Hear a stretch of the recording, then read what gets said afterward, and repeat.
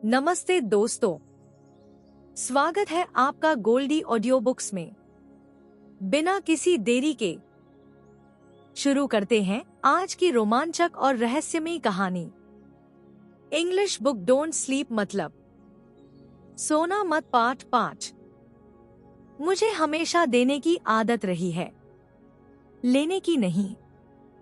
हम और एमी एक अविश्वसनीय टीम बनाएंगे, उसने मुझसे कहा।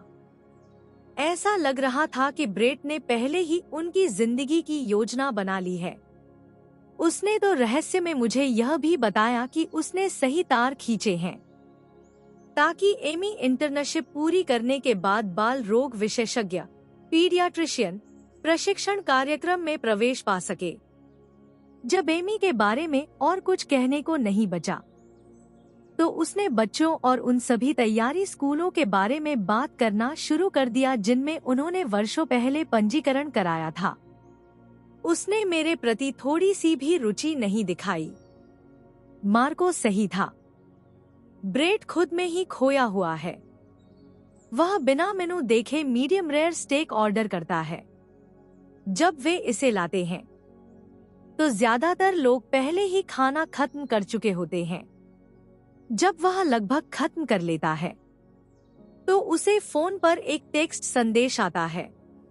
वह एमी के कान में कुछ फुसफुसाता है और उसे चूमता है, फिर टेबल से उठकर कमरे से बाहर भाग जाता है। ब्रेट को अस्पताल बुलाया गया है। एमी मुझसे कहती है, टोल रोड पर 3 गाड़ियों की टक्कर हो गई है। वह कहती है कि विवरण भयानक है। यह एक लंबी रात होगी। एमी अपने पार्टनर के जन्मदिन की पार्टी में अचानक चले जाने से परेशान नहीं दिखती। मेरा मानना है कि वह सब कुछ जानती थी जब उसने सर्जन के साथ संबंध शुरू किए थे। ब्रेट की पत्नी, जल्द ही पूर्व पत्नी, जाहिर तौर पर नहीं जानती थी। जैसा कि एमी ने मुझे बताया, उनके तलाक के मुख्य कारणों में से एक उसका यह गुस्सा था कि ब्रेट ने हमेशा अपने मरीजों को परिवार से ऊपर रखा। लेकिन यह वह नहीं है जो एमी को परेशान करता है। वह भी अपने करियर के प्रति उतनी ही समर्पित है। इस संबंध में वे एक आदर्श जोड़े हैं। क्या आप भी डॉक्टर हैं? एमी के डॉक्टर मित्रों में से एक पूछता है। शायद ही, मैं हंसती हूँ। मैं कल्चर पत्रिका में एक स्टाफ राइटर हूँ। सच? आप किस बारे में लिखती हैं? हर तरह के भोजन के बारे में, इसे बनाने और खाने के बारे में, मशहूर रसोइयों के बारे में। कभी कभी मैं शहर के रचनात्मक जीवन के बारे में लिखती हूँ जब हमारा कला समीक्षक नहीं लिख पाता। सच कहूं तो मैं यहाँ एक शो परफॉर्मेंस के प्रीव्यू के लिए आई हूँ। परफॉर्मेंस आर्ट ने हमेशा मेरे मन में सवाल पैदा किए हैं। यह वास्तव में क्या है? वह पूछता है। क्या आपने कभी मरीना अब्रामोविक के बारे में सुना है? क्या वह कोई रूसी वैज्ञानिक है? वह एक एक्शनिस्ट, प्रदर्शन कलाकार है, बहुत प्रसिद्ध।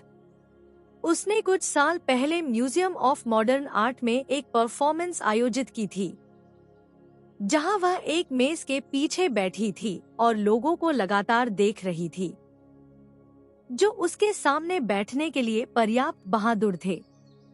इस पर एक डॉक्यूमेंट्री फिल्म भी बनी थी। आप मुझे बताना चाहती हैं कि कुर्सी पर बैठना और घंटों लोगों को घूरना जब तक कि वे हार न मान ले, यह कला है? यह हर किसी के लिए नहीं है। परफॉर्मेंस आर्ट वैचारिक कला का एक प्रकार है जहां जनता कलाकार के दृष्टिकोण के साथ बातचीत करती है। अपनी नजरों के कोने से मैं देखती हूँ कि बार काउंटर के पीछे बैठा आदमी फिर से मुड़ गया है और बेशर्मी से हमारी बातचीत सुन रहा है। यह पाखंडी, आत्ममुग्ध बकवास जैसा लगता है, डॉक्टर कहते हैं। यह देखने के नजरिए पर निर्भर करता है।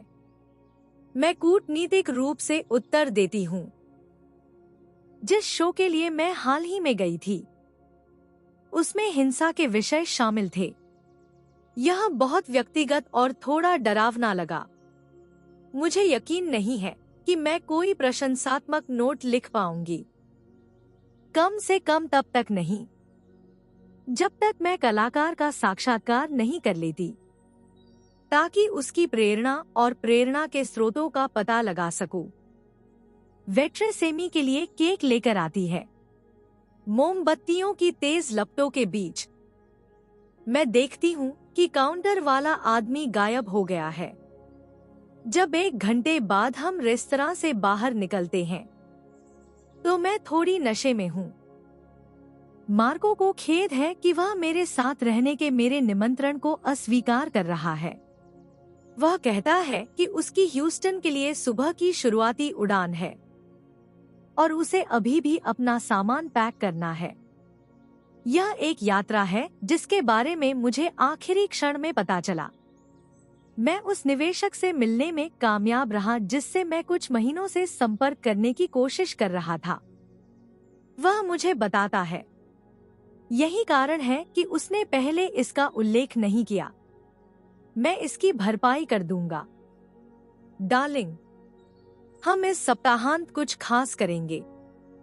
वह मुझे चूमता है और टैक्सी में बैठ जाता है। जब वह दरवाजा बंद करता है, तो मुझे एहसास होता है कि मार्को उसी दिशा में जा रहा है जिस दिशा में एमी। वह ब्रेड के पास घर जाएगी ताकि वह वहां हो सके जब वह काम से वापस आए। मार्को, मैं कार की खिड़की पर दस्तक देती हूँ। क्या आप एमी को ब्रेड के अपार्टमेंट तक छोड़ सकते हैं? बिल्कुल, वह कहता है। जाहिर है, मार्को इस विचार से पागल नहीं है, लेकिन वह जानता है कि इसमें कोई तुक है, क्योंकि वे वास्तव में एक ही दिशा में जा रहे हैं। मैं एमी के पीछे चलती हूँ, जो फुटपाथ पर खड़ी है और उबर बुलाने की कोशिश कर रही है। हम गले मिलते हैं और वह पिछली सीट पर बैठ जाती है। मार्को की टैक्सी चली जाती है। मैं देखती हूँ कि यह कोने के पीछे गायब हो जाती है और फिर मैं मुड़ती हूँ और चली जाती हूँ, इस विचार से उत्साहित होकर कि दुनिया में मेरे सबसे करीबी 2 लोग आखिरकार उस बिंदु पर पहुंच गए हैं जहां वे सभ्य रूप से संवाद कर सकते हैं। वास्तव में मैं चाहती थी कि एमी मेरे साथ घर चले, न कि ब्रेड के पास जाए। मैं अभी भी उस रात की घटना के कारण खुद में नहीं हूँ और मैं घर पर अकेली नहीं सोना चाहती थी। भले ही अभी सप्ताह का मध्य है, सड़कें लोगों से भरी हुई हैं जो रेस्तरां से बाहर निकल रहे हैं और धीरे धीरे घर जा रहे हैं, ताजी रात की हवा में सांस ले रहे हैं या सोने से पहले एक ड्रिंक लेने या मिठाई खाने के लिए कहीं और जा रहे हैं। मैं अपने विचारों में इतनी खोई हुई हूँ कि मुझे ध्यान ही नहीं आता कि फुटपाथ खाली हो गए हैं जब तक मैं पार्क के किनारे सड़क के अंधेरे हिस्से पर नहीं पहुंच जाती। मैं और तेज चलती हूँ। उस रात अपार्टमेंट में जो कुछ हुआ, उसके बाद मैं इस सुनसान जगह से जितनी जल्दी हो सके निकलना चाहती हूँ। चलते चलते मैं अपनी सांस सुन सकती हूँ, भारी, बहुत भारी। मेरे अंदर कुछ टूट रहा है, जैसे मैं रोलर कोस्टर पर नीचे जा रही हूँ। मैं अपनी खुद की सांस नहीं कोई और भी ऐसे ही सांस ले रहा है।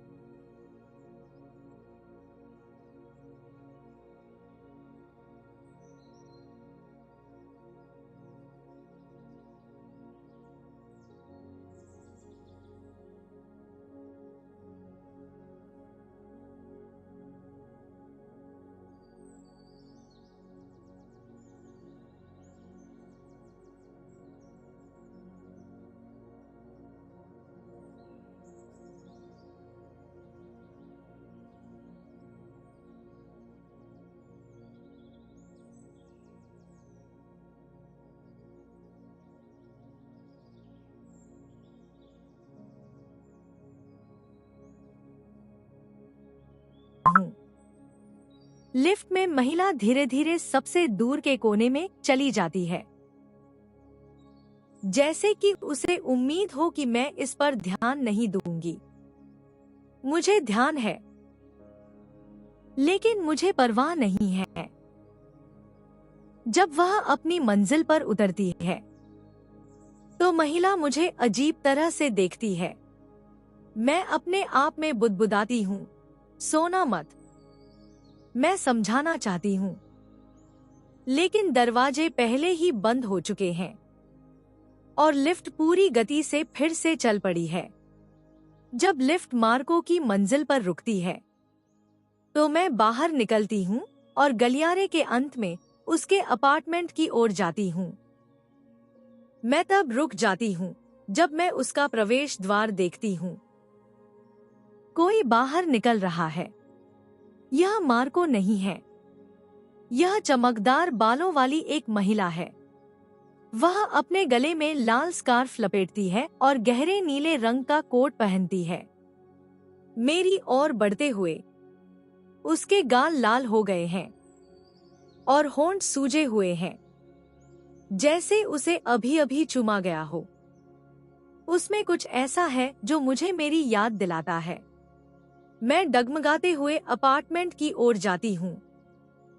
महिला मेरे पास से गुजरती है, बिना रुके। मुझे ठंडी हवा महसूस होती है, जैसे कोई भूत मेरे पास से गुजरा हो। मैं मार्को के प्रवेश द्वार के छेद से चिपक जाती हूँ और अपनी पुतली के अवतल प्रतिबिंब को देखती हूँ। मार्को, यह मैं हूँ। लिव, क्या हम बात कर सकते हैं? मैं मुक्के से दरवाजा खटखटाती हूँ और साथ ही घंटी भी बजाती हूँ। धातु की खड़खड़ाहट से मैं चौंक जाती हूँ। मैं डर जाती हूँ। मैं मुड़ती हूँ और देखती हूँ कि लिफ्ट के पास सफाई करने वाली महिला पोछे से धातु की बाल्टी को धक्का दे रही है। वह मुझे घूर रही है और जैसे मुझसे कुछ कह रही है। उसका मुंह खुलता है और बंद होती है। मुझे कोई शब्द सुनाई नहीं देते। मुझे बस एक भनभनाहट सुनाई देती है। आपको यहाँ से जाना होगा। मुझे नहीं पता कि यह कौन कह रहा है। किसी भी मामले में मैं फिर से लिफ्ट में हूँ। लेडी, आप हर कुछ दिनों में यहाँ आ जाती हैं। मैंने आपसे कई बार कहा है कि वापस मत आना। अगली बार जब मैं आपको देखूंगा तो मैं पुलिस को बुला लूंगा। कंसियज चिल्लाता है जब मैं उसके पास से गुजरती हूँ। उसकी धमकियां कारों की भीड़ में खो जाती हैं। जब मैं बाहर निकलती हूँ और बस का इंतजार करती हूँ। जल्द ही मैं बस में होती हूँ और देखती हूँ कि पैदल यात्री फुटपाथ पर चल रहे हैं, जबकि हम ट्रैफिक जाम में खड़े हैं। मेरा दिमाग इतनी उलझी हुई बातों से भर जाता है कि मुझे ऐसा लगता है जैसे मैं किसी मनोरंजन पार्क की अनियंत्रित सवारी पर घूम रही हूँ। मैं अपना सिर खिड़की पर टिका लेती हूँ और थोड़ी राहत पाने के लिए एक पल के लिए आंखें बंद कर लेती हूँ। जब हम भारी ट्रैफिक में चल रहे होते हैं तो खुलते और बंद होते बस के दरवाजे मुझे सुलाने लगते हैं। मैं बस से उतरती हूँ और नदी के किनारे बेलव्यू अस्पताल की ओर चलती हूँ। दूर संयुक्त राष्ट्र मुख्यालय की आयताकार इमारतें दिखाई देती हैं। मैं इतनी तेजी से चलती हूँ कि ऐसा लगता है जैसे मैं दौड़ रही हूँ। रिसेप्शन डेस्क पर एक लंबी कतार लगी हुई है, इसलिए मैं सामान्य रिसेप्शन डेस्क की ओर बढ़ती हूँ और पूछती हूँ कि क्या वे डॉ. एमी डेकर को बुला सकते हैं? क्षमा करें मैम, महिला कहती है अपने कंप्यूटर में देखकर। यहाँ इस नाम का कोई डॉक्टर काम नहीं करता है। क्या आपको यकीन है कि आप सही अस्पताल में आई हैं? हाँ, एमी निश्चित रूप से यहाँ काम करती है। महिला मेरे दबाव से सिकुड़ जाती है। मैं यहाँ पहले हफ्ते से हूँ। शायद मैं गलत जगह पर हूँ। वह समझाती है। वह अपने बगल में बैठी सहयोगी के कंधे पर थपथपाती है ताकि उसकी मदद ले सके। उसकी सहयोगी के बाल काले, गर्दन तक घुंघराले और नजरें संदेही हैं। आपको डॉक्टर डेकर की जरूरत क्यों है? वह पूछती है। एमी मेरी दोस्त है, करीबी दोस्त। मैं अपनी कनपटी की मालिश करती हूँ ताकि सिर की धड़कन कम हो सके। जब महिला मुझे अजीब तरह से देखती है, वह फोन उठाती है और किसी को कॉल करती है। अपनी कुर्सी पर घूमती है ताकि मैं उसकी धीमी बातचीत न सुन सकूं। डॉक्टर ग्रैम आपसे जल्द ही बात करेंगी, वह फोन रखकर मुझसे कहती है। ब्रेट। मेरी आंखें आश्चर्य से फैल जाती हैं। मैं एमी से बात करना चाहती हूँ, ब्रेट से नहीं। ब्रेट कुछ मिनटों बाद आता है, नीले रंग का सर्जिकल सूट पहने हुए, जो उसकी आंखों से मेल खाता है। वह रिसेप्शन हॉल के बीच से सीधे मेरी ओर आता है। जब ब्रेट मेरे पास पहुंचता है, तो वह प्यार से मेरे दोनों हाथों को पकड़ लेता है और मुझे रिसेप्शन डेस्क के पास गद्देदार कुर्सी पर बैठने में मदद करता है। क्या तुम ठीक हो, लिव? वह पूछता है, उकड़ू बैठकर, जबकि एडमिनिस्ट्रेटर डेस्क के पीछे से उत्सुकता से हमें देख रही है। हाँ, शायद। मेरे आंखों में आंसू हैं, इसलिए सब कुछ धुंधला दिख रहा है। मैं उन्हें उंगलियों से शर्मिंदगी के साथ पोंछती हूँ, लेकिन वे वापस आ जाते हैं। ब्रेट, मुझे समझ नहीं आ रहा है कि क्या हो रहा है। सब कुछ बहुत भ्रमित करने वाला है। मैं जानता हूँ, वह धीरे से कहता है। ब्रेट मेरे इतना करीब आ गया है कि मैं शेविंग लोशन की खुशबू महसूस कर सकती हूँ, जो एंटीसेप्टिक के साथ मिली हुई है। मैं अभी राउंड पर हूँ। मुझे 2 और मरीजों को देखना है, लेकिन मैं वादा करता हूँ।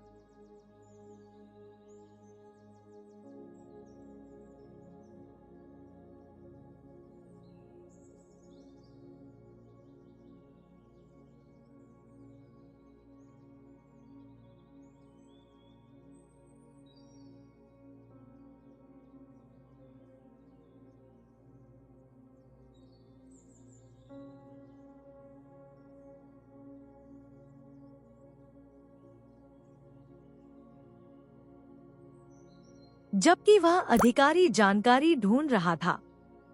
कप्तान के कार्यालय की आंतरिक खिड़की से उसने जैक लावेल को उठते हुए देखा। कप्तान के साथ उसकी बातचीत समाप्त हो रही थी।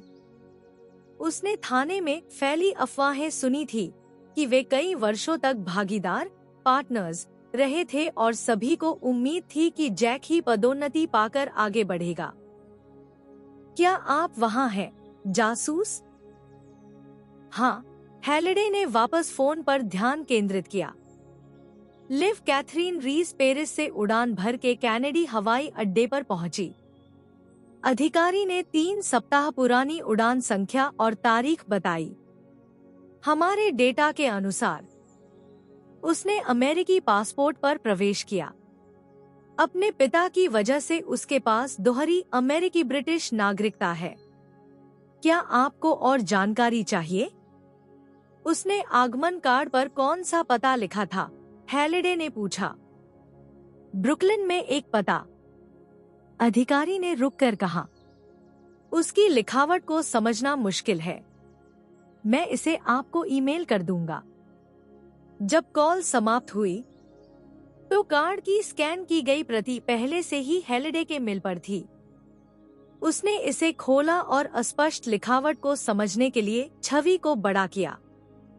बिंगो, वह मुश्किल से सुन सकने वाली आवाज में बोली। प्रवासी कार्ड पर लिव रीस द्वारा बड़े अक्षरों में लिखा गया पता वही पता था जो उसके फिंगरप्रिंट डेटाबेस में था। यह साबित करता था कि लिव रीस, जिसे इंटरपोल ने लापता घोषित कर रखा था, वही लिव रीस थी जिसके फिंगरप्रिंट अपराध स्थल पर पाए गए थे और जो बदले में वही महिला थी जिसके फिंगरप्रिंट 2 साल से भी पहले तब लिए गए थे जब उसकी लगभग हत्या कर दी गई थी। वह एक ही व्यक्ति थी।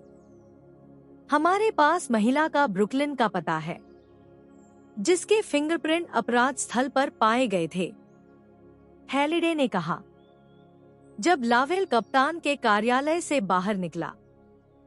चलो वहां चलते हैं, तुम गाड़ी चलाओ। लावेल ने उसे कार की चाबियां फेंकी और हैलिडे ने उन्हें हवा में पकड़ लिया। मैं तुम्हें 2 मिनट में प्रवेश द्वार पर मिलूंगा। अध्याय 29। बुधवार 15-23। सामान उतारने के लिए पीछे की ओर आ रहे एक ट्रक के हॉर्न की आवाज मेरे सिर के शोर को चीरती हुई निकल गई। कोई मुझसे बात कर रहा है। मैं मुड़ती हूँ। मैडम, वह कहता है और राख को फुटपाथ पर झाड़ता है। बार अभी बंद है। मैं अपना सिर उठाती हूँ। ऊपर नॉक्टर्नल का बोर्ड है। बार किसी ऐसी जगह जैसा लग रहा है जैसा कि ठंडी और कठोर दिन के उजाले में कई बार दिखते हैं। आर्च डेको शैली के रिब्ड कांच के दरवाजे से चिपककर मैं अंदर झांकती हूँ। लाइटें बंद है जहां तक मैं देख सकती हूँ। अंदर कोई नहीं है। यह 5 बजे खुलता है। पास में एक दुकान है जो शराब बेचती है। अगर आप बहुत जल्दी में हैं, आदमी चिल्लाता है। वह पिज़्ज़ेरिया के बगल वाली छोटी दुकान की ओर इशारा करता है और फिर अपनी सिगरेट को जूते के नीचे बुझाकर अंदर चला जाता है। मेरा गला सूख गया है और मुझे कमजोरी महसूस हो रही है, मानो मुझे गहरी नींद से जगाया गया हो। मुझे ऐसा महसूस हो रहा है जैसे मैं ई लाइन वाली मेट्रो ट्रेन में जागने के बाद से ही हूँ। मेरा सिर धड़क रहा था जैसे अंदर कोई युद्ध का नगाड़ा बजा रहा हो। मुझे याद नहीं है कि मैं मेट्रो में कैसे आई और मुझे नहीं पता कि मैं कहाँ गई थी। ऐसा लग रहा है कि समय आगे भाग गया और मैंने ध्यान ही नहीं दिया। आखिरी बात जो मुझे याद है ट्रेन में जागने से पहले, वह थी फोन की अचानक आई एक घंटी। वह इतनी तेज और जोरदार थी कि मैं कांप उठी। लिव सुन रही है, मैं फोन में कहती हूँ। आगे सन्नाटा छा गया। मैं अपनी आंखें खोलती हूँ और मेरा शरीर मेट्रो ट्रेन की गति के साथ हिल रहा है। मेरे हाथ बॉल पॉइंट पेन से लिखे शब्दों से ढके हुए हैं। उनमें नॉक्टर्नल का नाम और पता रेखांकित है। उस नाम में कुछ ऐसा था जिसने सही तार को छेड़ दिया। वह मुझे यहाँ चुंबक की तरह खींच रहा था। मैं सड़क पार करती हूँ और दुकान की ओर जाती हूँ। जब मैं अंदर जाती हूँ, मेरा शरीर ऑटोपायलट पर काम कर रहा है और मेरे दिमाग में कोई विचार नहीं है। काउंटर के पीछे एक चौड़े, मिलनसार चेहरे वाला आदमी मेरी ओर चमकती मुस्कान के साथ देखता है। उसकी मुस्कान में पहचान की गर्मी है। मैं एक बनावटी मुस्कान के साथ जवाब देती हूँ।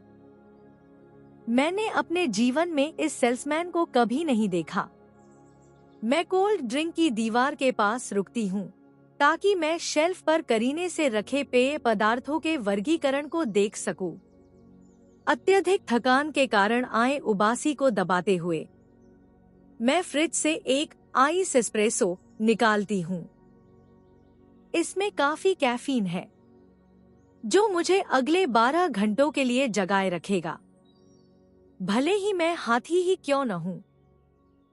मैं तुम्हारी कितनी ऋणी हूं, मैं काउंटर पर मौजूद आदमी से पूछती हूँ और एक मंद आवाज के साथ उसके सामने कैन रखती हूँ। वह मुझे घूरता है, अपने होंठ सिकोड़ता है। उसका जबड़ा थोड़ा आगे की ओर निकला हुआ है। उसकी भूरी आंखों में, जो घनी पलकों से घिरी हुई हैं, अपमान झलक रहा है। मुझे ऐसा लग रहा है मानो मैंने उसे किसी तरह नाराज कर दिया है। शायद अभिवादन न करके। मैं तुम्हारे खाते में लिख दूंगा, वह कहता है। मैं उसे बताना चाहती हूँ कि मेरे पास कोई खाता नहीं है, लेकिन वह आगे जारी रखता है। हर दिन एक ही बात, लिव, तुम कभी नहीं सोती, पूरी रात जागती हो और फिर पूरा दिन ज़ोंबी की तरह चलती हो। दिन में 2-3 कॉफी ड्रिंक्स। यह बिजनेस के लिए अच्छा है, मेरे लिए नहीं। सेल्समैन उदासी से अपना सिर हिलाता है। वह मेरी खरीदारी को प्लास्टिक की थैली में डालता है और हैंडल पकड़कर मेरी ओर बढ़ाता है। तुम्हें अपना बेहतर ख्याल रखना चाहिए। तुम और भी ज्यादा खो गई हो, कमजोर हो गई हो। बहुत जल्द तुमसे कुछ भी नहीं बचेगा। मैं चुप हूँ, इस बात से हैरान हूँ कि अजनबी मुझसे किस लहजे में बात कर रहा है, जैसे कि हम एक दूसरे को जानते हों। मैं खुद को देखती हूँ। वह सही है, मैं कभी इतनी पतली, इतनी कमजोर नहीं थी। घर जाओ और आराम करो, वह मुझसे कहता है। तुम ऐसी दिख रही हो जैसे कई दिनों से सोई नहीं हो। फुटपाथ पर खड़े होकर मैं सोचती हूँ, क्या वह सही है? मुझ में बिल्कुल ताकत नहीं है। मैं आसमान की ओर देखती हूँ। लोहे के रंग का आसमान बादलों से ढका हुआ है। यह देखकर भी मैं उलझन में हूँ। अभी गर्मी का बीच का समय होना चाहिए, लेकिन सब कुछ एक तूफानी पतझड़ के दिन जैसा लग रहा है और महसूस हो रहा है। इमारतें मेरे चारों ओर चकित कर देने वाली गति से घूम रही हैं। मैं अपनी आंखें बंद कर लेती हूँ और इंतजार करती हूँ जब तक कि सब कुछ घूमना बंद न हो जाए। क्या तुम ठीक हो, लिव? मेरे सामने हाथों में किराने का सामान लिए एक आदमी खड़ा है। उसका चौड़ा सुखद चेहरा चिंता से घिरा हुआ है। वह दुकान वाले सेल्समैन का युवा संस्करण जैसा लग रहा है। उसकी भी वही भारी, थोड़ी बाहर निकली हुई जबड़ा है और वह उसी मध्यपूर्वी लहजे में बोलता है। क्या तुम्हें फिर से माइग्रेन का दौरा पड़ा है? क्या मैं तुम्हारे लिए पानी लाऊं ताकि तुम अपनी दवा ले सको? सब ठीक है, मैं जोर देकर कहती हूँ, हालांकि यह सच्चाई से बहुत दूर है। मैं इस ऑर्डर को तुम्हारी गली के ग्राहक तक पहुंचा रहा हूँ। मेरे साथ चलो। मैं उसका अनुसरण करती हूँ, जैसे पाइड पाइपर वंशीवादक के पीछे। मैं उसे यह समझाने के लिए बहुत कमजोर और थकी हुई हूँ कि मैं वास्तव में इस इलाके में नहीं रहती हूँ। 2 गलियों के बाद वह सीढ़ियों पर रुकता है, जो गहरे ईंटों से बनी एक बहुमंजिला इमारत के प्रवेश द्वार की ओर जाती है। वह सीढ़ियों पर किराने का डिब्बा रख देता है। हम पहुंच गए, वह घोषणा करता है। मैं चारों ओर देखती हूँ, भ्रमित होकर पलकें झपकाती हूँ। उसने मुझे एक अजीब सड़क पर ले आया है और इंतजार कर रहा है कि मैं एक अजीब इमारत में प्रवेश करूं। मैं सीढ़ियों पर एक परीक्षण कदम उठाती हूँ। मुझे लगता है कि उसके जाते ही टैक्सी बुलाना तर्कसंगत होगा। ऐसा लगता है कि यह समझाने से कम अजीब है कि उसने मुझे किसी और के साथ भ्रमित कर दिया है।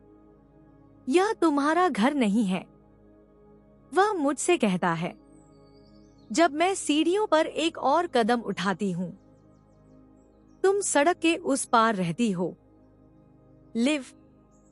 वह सड़क के दूसरी ओर गहरे रंग की ईंटों वाली इमारत की ओर इशारा करता है। मैं हैरान होकर उसे देखती हूँ।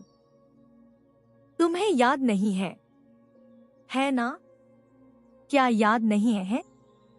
तुम्हारा पता? बेशक, मुझे अपना पता है। मैं ब्रुकलिन में रहती हूँ, मैं कहती हूँ। वहां तुम पहले रहती थी। उसके लहजे से सहानुभूति झलकती है।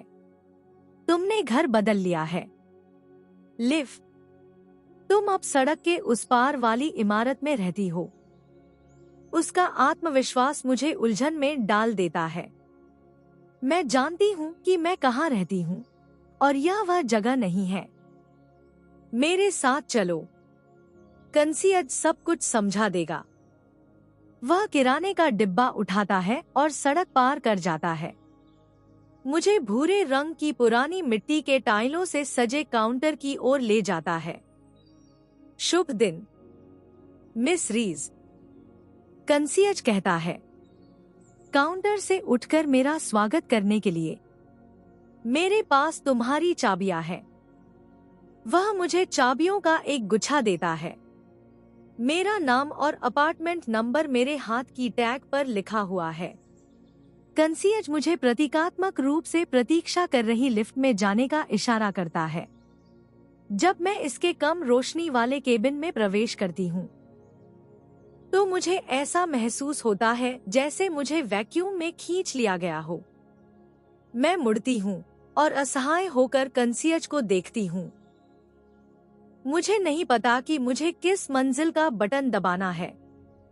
वह आगे झुकता है और बेसमेंट का बटन दबाता है। मेरी उलझन पर ध्यान नहीं देता, मानो वह भी जानता हो कि मुझे नहीं पता कि कहाँ जाना है। दरवाजे बंद हो जाते हैं और लिफ्ट अचानक झटके के साथ नीचे जाती है। मुझे अपने साथ खींच लेती है। जब दरवाजे शोर के साथ खुलते हैं, तो मैं एक खराब रोशनी वाले लंबे गलियारे में निकलती हूँ, जिसमें कम छत और समय के साथ पीली पड़ी दीवारें हैं। हवा में हल्के फफूंदी के साथ बासी रसोई की गंध तैर रही है। मैं चाबियों के गुच्छे पर दिए गए नंबर के अनुरूप अपार्टमेंट की तलाश में लंबे गलियारे में चलती हूँ। मैं गलियारे के अंत में अपार्टमेंट पाती हूँ। दरवाजे पर एक लिफाफा पड़ा है। यह बिजली का बिल है और यह मेरे नाम पर संबोधित है। अध्याय 30। 2 साल पहले। मेरे लाल मुक्केबाजी दस्ताने एक साथ बंधे हुए हैं और मेरी गर्दन पर लटके हुए हैं, जैसे कोई हार हो। जब हम एमी के साथ किकबॉक्सिंग प्रशिक्षण के बाद घर लौटते हैं, मुझे नहीं लगता कि मैं अपने जीवन में इतनी थकी हुई कभी थी। एमी, शायद। अस्पताल में अपने मरीजों के साथ बात करते समय अविश्वसनीय रूप से नरम हो सकती है, लेकिन जब वह मुक्केबाजी दस्ताने पहनती है तो वह बहुत सख्त हो जाती है।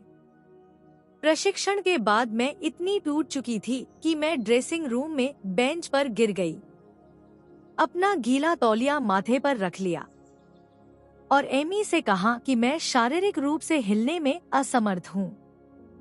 उसने मजाक में घर के लिए 5 मिनट की सवारी के लिए उबर ऑर्डर करने का सुझाव दिया। आखिरकार एमी की इसी अनौपचारिक हंसी ने मुझे उठने और उमस भरी सुबह की गर्मी में उसके साथ बाहर जाने के लिए आवश्यक धक्का दिया। सीढ़ियों पर पहुंचते ही हम दोनों प्रवेश द्वार पर एक विशेष डिलीवरी देखते हैं। एमी झागदार कागज में लिपटे हुए गहरे लाल गुलाबों का एक विशाल गुलदस्ता लेती है।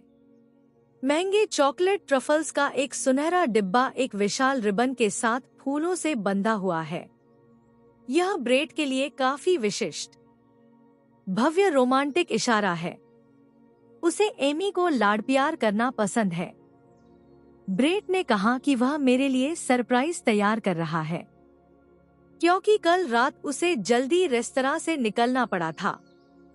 इसके लिए उसे पूरी संपत्ति खर्च करनी पड़ी होगी। एमी फूलों को हाथ में सहलाती है। जब हम अंदर जाते हैं, एमी का मोबाइल फोन बजता है। धीमी बातचीत से मैं समझती हूँ कि यह अस्पताल से कॉल है। बात खत्म करने के बाद एमी मुझे उसके गुलाबों को फूलदान में रखने के लिए कहती है। मुझे काम पर बुलाया गया है। मुझे जल्दी कपड़े बदलने होंगे। मेरी उबर 10 मिनट में यहाँ होगी।